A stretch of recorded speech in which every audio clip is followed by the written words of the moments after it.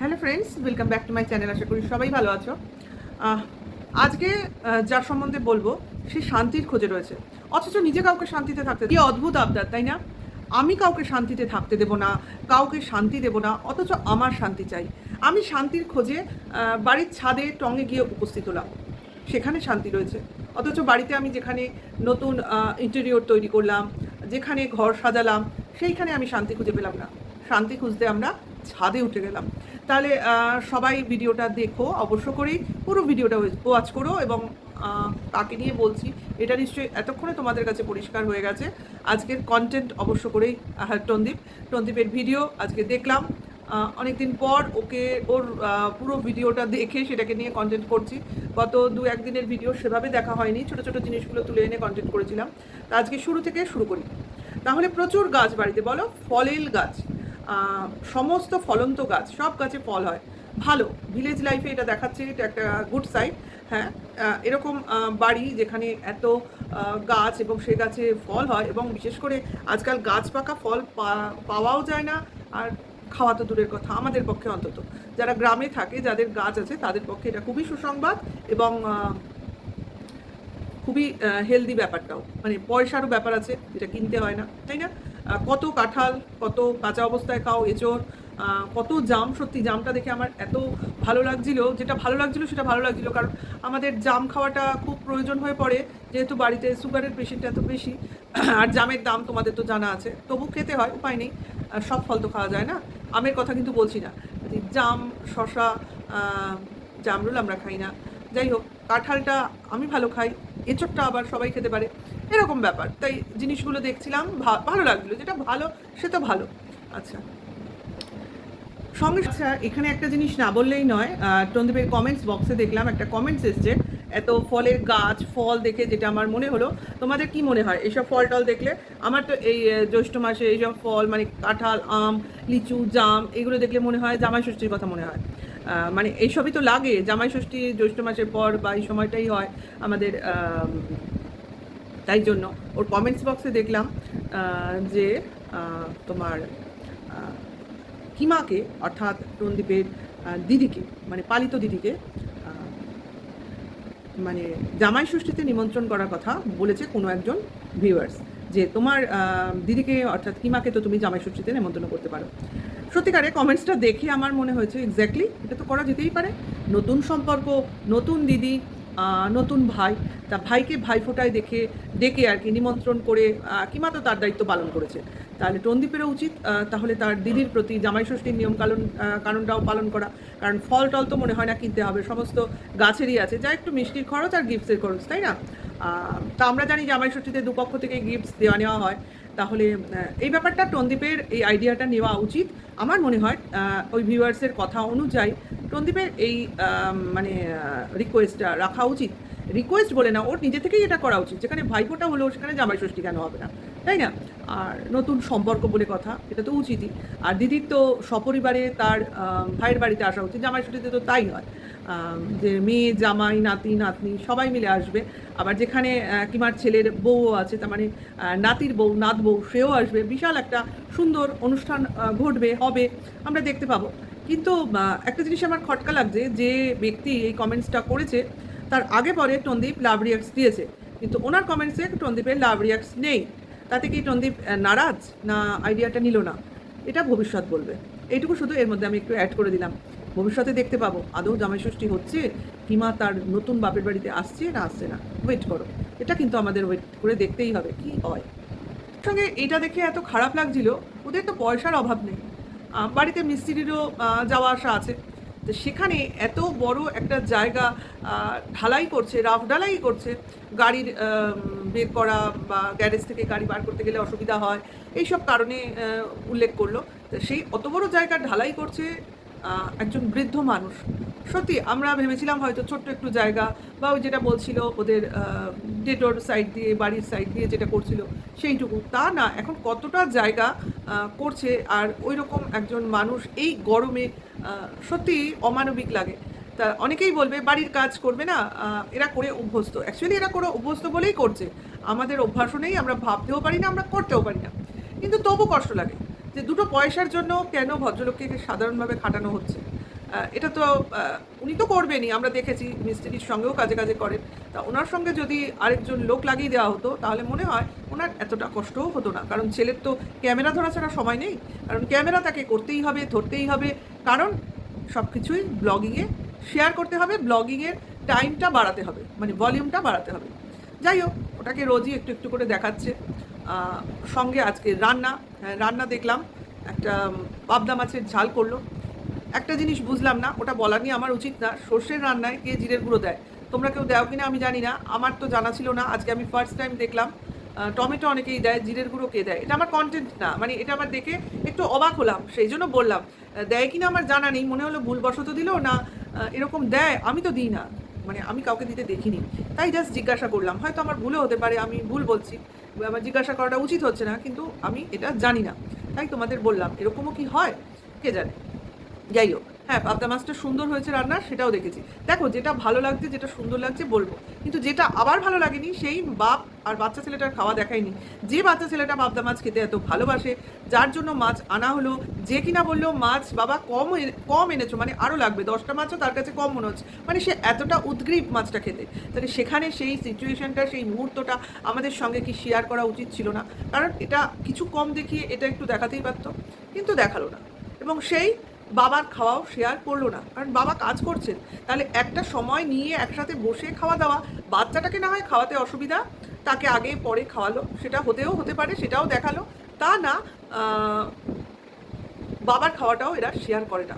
কেন করে না আমি এটা বুঝি না। এটা কিন্তু যত ব্লগিং দেখি, যত ফ্যামিলি ব্লগিং, ডেইলি ব্লগিং দেখি, তারা কিন্তু এটা শেয়ার করে, যদি বাড়িতে সব লোক থাকে। যদি বাড়িতে না থাকে, তাহলে লাঞ্চ টাইমে না থাকে, তাহলে কী করে শেয়ার করবে? বা ডিনার টাইমে না থাকে, তাহলে কী করে শেয়ার করবে? হয়তো ডিনারটাও অনেকে স্কিপ করে, কিন্তু লাঞ্চটা ম্যাক্সিমাম ডেইলি ব্লগ যারা করে, তারা কিন্তু লাঞ্চ, ব্রেকফাস্ট, টি টাইম এগুলো শেয়ার করে। এগুলো পার্ট অফ ব্লগিং, সঙ্গে তার দৈনন্দিন কাজ। দৈনন্দিন কাজ যতটা সম্ভব দেখায়, সেটা নিয়ে কোনো আমি বলছি না, কিন্তু খাওয়াটা কি সুন্দরভাবে স্কিপ করে যায়। শুধু নিজের এবং মার খাওয়া দেখাতে কোনো অসুবিধা হয় না। যাই হোক, অবশ্য করেই যা হলো, তারপরেই চলে গেল সন্ধেবেলায় ওই একই ইন্টেরিয়রের আলো, সেটা জ্বালিয়ে রোজই দেখাচ্ছে। হ্যাঁ, নতুন জিনিস নিশ্চয়ই ভালো লাগে, আমরাও এরকম নতুন আলো লাগালে, এখন তো সব সুইচে মোড চেঞ্জার আলো, বারবার একই সুইচে 3-4 রকম আলো হয়, দেখতে ভালো লাগে নিশ্চয়ই। কিন্তু জাস্ট আমার অনেকেই ভালো লেগেছে ওই ইন্টেরিয়রের ব্যাপারটা, কিন্তু আমার ভালো লাগে। কেন লাগেনি আমি বলছি। আমার এগুলো না, অত কালারিং লাইট দেখলে অ্যাকচুয়ালি আমার ওই ডিজে স্টাইলের একটা তোমার ফিলিংস আসে, মনে হচ্ছে ডিজে লাইট ওরম টাইপের একটা ফিলিংস আসে। মানে এটা ঠিক তোমার কি বলবো, সিটিং এরিয়া হতে পারে না। এটা যদি কোনো বেডরুমের ভেতরটা হতো তবু চলতো, বেডরুমের একটা তোমার ড্রিমি একটা আলো সেখানে লাগলেও লাগতে পারতো, কিন্তু সিটিং এরিয়ায় ওই আলোটা চলে না। যাই হোক, আবার যেখানে তোমার পোর্শন ভাগ, ওই পোর্শন এই পোর্শন, মানে একটা বোধহয় তোমার ডাইনিং স্পেস, একটা তোমার সিটিং এরিয়া, এইভাবে হয়তো ভবিষ্যতে সাজানো গোছানো দেখতে পাবো হয়তো। কিন্তু আমি বলি, এইসব লাইটিং কিসের জন্য? মানে এমনি তো রাতের বেলা ওখানে সেভাবে কোনো পার্টি হবে বলে তো আমার মনে হয় না। যদিও হয়, এরা ছাদেই সব সিটিং অ্যারেঞ্জমেন্ট করবে, তাহলে ওই আলোগুলো কিসের জন্য? মনোরঞ্জনের জন্যই আশা করি। কিন্তু ওটা দেখে যে ফিলটা আসছে, সেটা অবশ্য করেই আমার ওই কী বলে, ডিজে লাইট জ্বালিয়ে নাচ গানের যে পরিবেশটা আজকালকার বাচ্চা ছেলেমেয়েরা করে না পুজোর সময়, সেই রকম ফিলিংসটা আসছে আমার। জাস্ট ড্রিমি একটা ডিজে লাইট। যাই হোক, যার যার চয়েস শেষে করবে, এখানে আমাদের বলার কিছু নেই, করার কিছু নেই, তার পয়সা সে যেভাবে খুশি খরচ করুক। কিন্তু কি বলতো, এটা চয়েসের ব্যাপার। মানে আমার এরকম একটা চয়েস হতেই পারে, কিন্তু সেটা কারোর সবারই যে ভালো লাগবে এটাও আমি দাবি করতে পারি না। সেই জন্যই এই কথাগুলো আসছে, কারোর ভালো লাগছে, কারোর ভালো লাগছে না, ঠিক আছে। এইবার চলে আসি মুড়ি মাখা। আচ্ছা, মুড়ি মাখা হলো, সঙ্গে চপ নিয়ে আসলো, সবাই মিলে ছাদে গিয়ে, প্রচণ্ড হাওয়া, বললো ওরা দক্ষিণ দিক খোলা, উত্তর দিক খোলা, সকালেই শুনেছি। কাজেই দক্ষিণ উত্তর দুদিক খোলা হলে সে বাড়ি খুবই এয়ারি হবে, এটাই স্বাভাবিক। আর উত্তর দিক খোলা হলে তোমার শীতের হাওয়া বেশি আসে, দক্ষিণ দিক খোলাটাই বেশি ভালো, মানে গরমকালটা খুব ভালো হয়। তাহলে সেই ছাদে গিয়ে, ওদের তো সেই একটা খাটিয়া টাইপ পাতাই আছে, সেখানে গিয়ে সবাই বসলো। সবাই নয়, সরি, আমি এখানে যে কথাটার উত্থাপন করব, বাবা বসেননি ওখানে, মা, ছেলে এবং নাতি বসার জায়গা হয়েছিল। বাবার জায়গা না হওয়ারই কথা, কারণ ওটা খুব বড় একটা খাটিয়া নয়। তা সেই ক্ষেত্রে হয়তো ওরা ভেবে নিয়েছিল যে বাবা হয়তো মেঝেতেই বসে পড়বে, কিন্তু না, বাবা 3 তলা থেকে 1 তলায় নেমে ডাইনিং টেবিলের চেয়ারটা তুলে ছাদে নিয়ে গিয়ে সেই চেয়ারে বসলেন। আচ্ছা, এটা খুবই একটা সহজ নগণ্য একটা কথা, কেন আমি উত্থাপন করছি, প্রশ্ন তো আসতেই পারে। প্রথম প্রশ্ন যেটাই আসলো সেটা হলো, সবাই মিলে তো ছাদে উঠলো, বসলো, বাবা দাঁড়িয়ে রইলো, তার মানে বাবার জায়গা নেই। ওরা ধরেই নিয়েছিল বাবা মেঝেতে বসবে, বাবা সেটা বসেনি, নিচে চেয়ার আনতে গেছে, নিশ্চয়ই ওদের বলেই গেছে, না বলে যায়নি। তাই সেই ক্ষেত্রে ছেলের উচিত ছিল না যে বাবা যখন একবার কষ্ট করে উঠেছে, তুমি বসো, আমি নিচ থেকে চেয়ার নিয়ে আসি, 1 নম্বর, যেটা ছেলে করেনি, বাবা নিজে করেছে, একদম 1 তলায় নেমে ডাইনিং স্পেস থেকে চেয়ার তুলে নিয়ে তবে এসে বসেছে। আমার তারপরেই মনে হলো ওদের দোতলার ঘরেও তো একটা চেয়ার ছিল না, একটা সবুজ রঙের প্লাস্টিকের চেয়ার আমি দেখেছি, যেখানে বসে মাঝে মাঝেই টন্দীপ ভিডিও করে। তাহলে সেই ঘর থেকে চেয়ারটা নিয়েও তো উপরে আসতে পারতো। তাহলে অনেকেই হয়তো বলবে হয়তো মনে ছিল না, তাহলে তো একটা তলা ভাঙলেই হয়ে যেত, একদম 1 তলায় নামতে হতো না।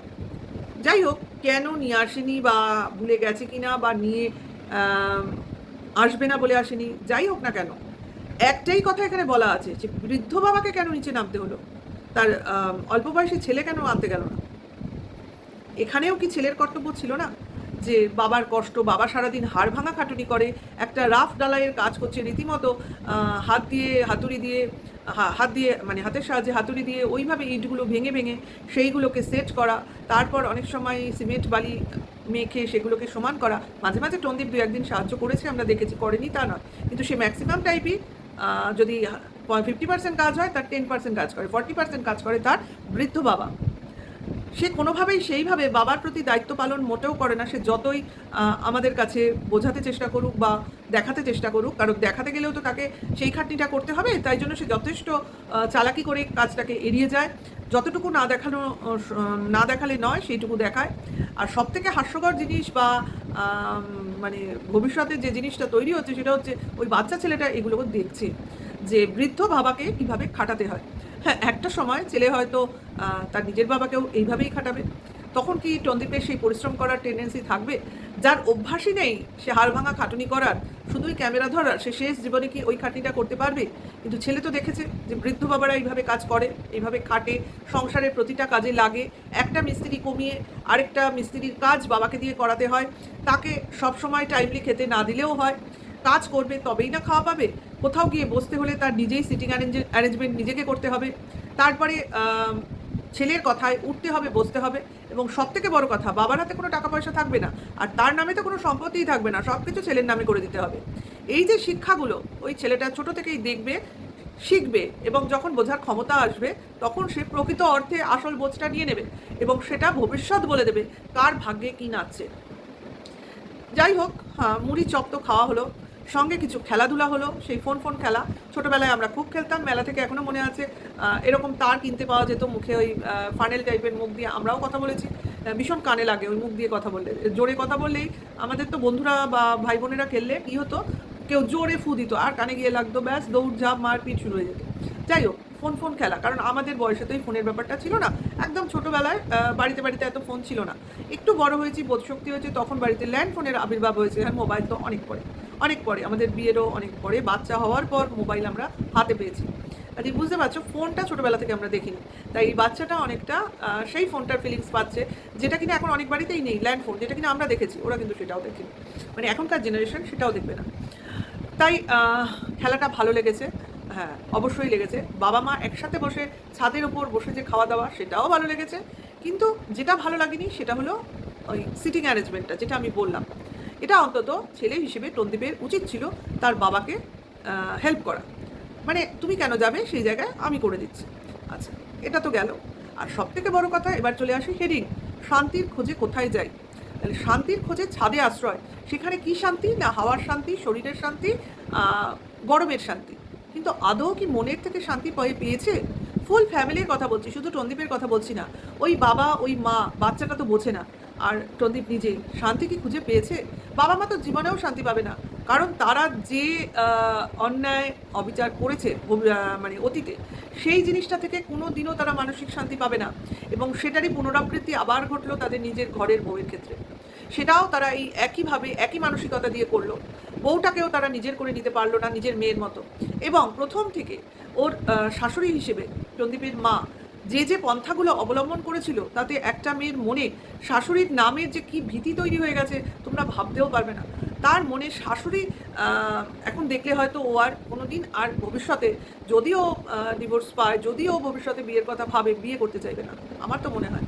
আবার আরেকদিকে নিজের মাকে দেখেও শাশুড়ির সম্বন্ধে যে একটা ওর মনে আতঙ্ক সৃষ্টি হয়েছিল সেটার বিষয়েও ওর কোশ্চেন তৈরি হবে যে আমার ভাগ্যেই এরকম শাশুড়ি জুটলো, কই আমার বৌদির তো এরকম শাশুড়ি নয়, সে তো অনেক বেশি ফ্রেন্ডলি, অনেক বেশি খোলামেলা, অনেক বেশি মানে দাদা বৌদিকে স্পেস দেওয়া, সেই ব্যাপারগুলো মেনটেন করে। সত্যি মানুষের কপাল এগুলো, কার ভাগ্যে কি জুটবে, কার ভাগ্যে কি হবে। যাই হোক,